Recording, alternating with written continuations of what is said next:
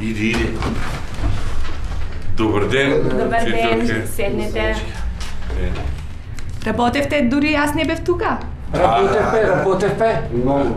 Браво. Ајде сега да видиме кој има домашна. Зошто ти немаш домашна? Учителка, тата ја испи домашната, ама ја купечка донесе, сега донесу. Ајде, доста. Тишина сега сите, почнете со работа, имаме многу работа.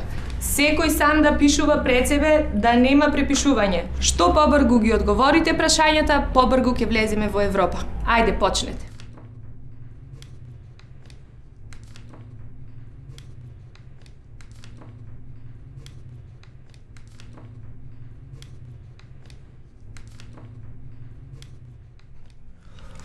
Учителка, се извинувам да ве прашам нешто, јас ги гледав вака прашања, па едно не ми е баш јасно, ако може малку да ми помогнете.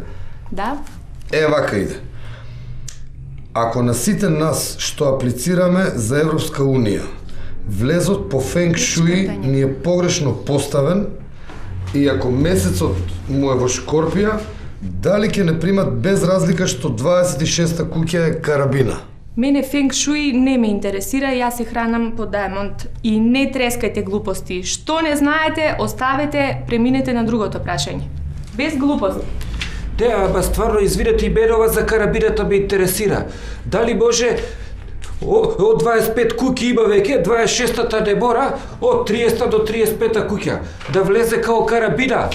Барем да влеземе као карабина у катастарот кај нив, зимата да фатиме. А после ние соба по соба, како ни одговара внатре, ќе си ја средиме, битно у катастарот да не заведат.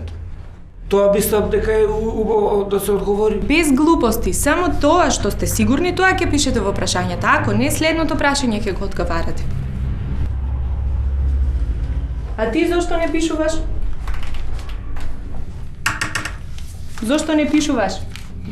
Шо да пишувам ја, професорки, јас они по 300 прашања немат одговорено, јас 1450. Па продолжи на следното.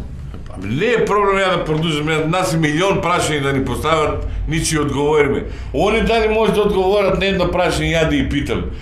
Да речеме, еден авион од Скопје за Брисел, ако оде 12 години, ако треба да стигне до таму, дали може да наредиме 12 авиона да стигнат за една година? Нема ние што да поставуваме прашања. Види колку имаме прашања, треба да се одговорат што побрзо. Затоа пишувајте. Немат ние прашања поставување. Нема ние. Ето, заврши часот. Само уште нешто ако може. Еве да пример ние и да ги одговориме сите прашања. Од кај ќе знаеме ние дека баш ние сме примери, пошто дека сегде пишува нашата земја, нигде не пишува Република Македонија. Може некој ќе се однесува на мојата земја, рецимо ние имаме Раштак, 1 хектар.